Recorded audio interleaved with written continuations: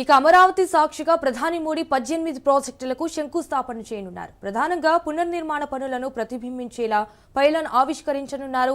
57,940 కోట్ల రూపాయలతో రాజధాని పనులు ప్రారంభం కానున్నాయి. ఒక్క అమరావతిలోనే 49,040 కోట్ల పనులకు ప్రధాని శ్రీకారం చుడతారు.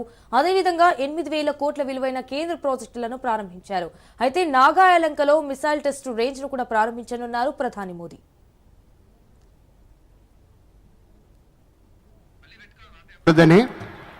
రాష్ట్ర ప్రభుత్వం అన్ని విధాలుగా ఇక్కడ ఏర్పాట్లు చేసింది. కాకపోతే ఎండ తీవ్రత అధికంగా ఉంది కాబట్టి డెఫినెట్గా కొంచెం నవ్యాంధ్రలో అద్భుత ఘట్టం ఆవిష్కృతం కానుంది. కాసేపట్లో రాజధాని అమరావతి పునర్నిర్మాణానికి అడుగులు పడుతున్నాయి. ఏపీలో ప్రధాని నరేంద్ర మోడీ అడుగు పెట్టారు. పలు అభివృద్ధి పనులకు ఆయన శ్రీకారం చుట్టనున్నారు.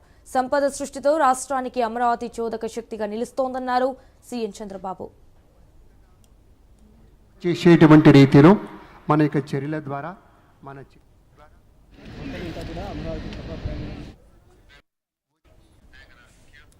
అమరావతి సాక్షిగా ప్రధాని మోడీ 18 ప్రాజెక్టులకు శంకుస్థాపన చేయనున్నారు. ప్రధానంగా పునర్నిర్మాణ పనులను ప్రతిబింబించేలా పైలాన్ ఆవిష్కరించనున్నారు. 57,940 కోట్ల రూపాయలతో రాజధాని పనులు ప్రారంభం కానున్నాయి. ఒక్క అమరావతిలోనే 49,040 కోట్ల పనులకు ప్రధాని శ్రీకారం చుడతారు. అదేవిధంగా 8,000 కోట్ల విలువైన కేంద్ర ప్రాజెక్టులను కూడా ప్రారంభించారు. నాగాయలంకలో మిసైల్ టెస్టు రేంజ్ ను కూడా ప్రారంభించనున్నారు ప్రధాని మోదీ.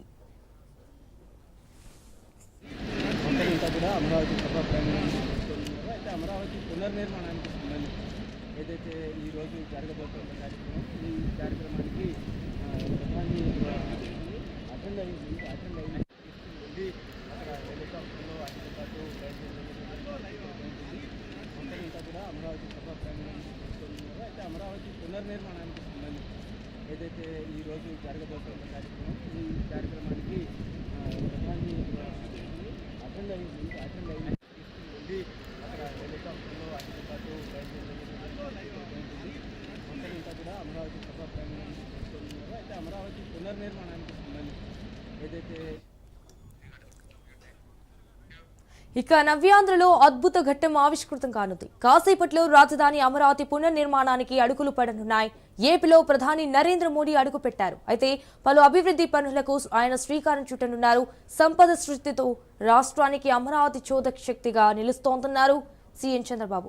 రైట్, ఇక ఇదే విషయానికి సంబంధించి మరిన్ని డీటెయిల్స్ మా ప్రతినిధి వాసు లైవ్ లో అందిస్తారు. వాసు, చెప్పండి. Thank you Sanjana. ఎప్పటి నుంచో ఎదురు చూస్తున్న అమరావతి కళ సాకారం కాబోతుంది. ఇప్పుడే మనం చూసాం 3 వాయుదూత విమానాల్లో కూడా మోడీ, ప్రధానమంత్రి మోడీ మరికొద్ది సేపట్లో కూడా మనకి సంఘటన ఏదైతే ఈ సభాస్థలికి 1 కిలోమీటర్ దూరంలో కూడా ల్యాండ్ అయ్యే పరిస్థితి కూడా కనిపిస్తుంది. అక్కడి నుంచి కూడా అంటే ప్రత్యేక క్యాన్వాయ్ ద్వారా కూడా సభాస్థలికి వెళ్తున్నారు. అయితే ఈ సభాస్థలికి వెనుక భాగంలో కూడా అంటే అమరావతి అంటే గతంలోనే ఆంధ్రుల రాజధాని చెప్పి మనం చెప్పుకుంటాం. అత్యంత ప్రాచీనమైన ప్రాంతం, అత్యంత ప్రాముఖ్యమైన ప్రాంతం కనుకే అప్పట్లో చంద్రబాబు గారు ఈ ప్రాంతాన్ని రాజధానిగా ఎంచాలని చెప్పేసి కూడా ఎంచుకున్నారు. ఇదే ప్రాంతంలోనే గతంలోనే 39,000 ఎకరాల భూమిని రైతులందరూ కూడా ఇవ్వడం కూడా జరిగింది. 29 గ్రామాల నుంచి కూడా రైతులు అనేకమైన కష్ట నష్టాలకు ఓర్చి ఇక్కడ భూమిని ఇచ్చారు. ఇదే ప్రాంతంలో రాజధాని రావాలని చెప్పేసి కూడా ఎప్పటి నుంచో ఆకాంక్ష, కళ నెరవేరబోయే పరిస్థితి కూడా కనిపిస్తోంది. అయితే 2014లోనే శంకుస్థాపన చేసిన అనంతరం కూడా కొన్ని అనివార్య కారణాల మూలంగా ఈ ప్రాంతం అభివృద్ధి ఆగిపోయింది.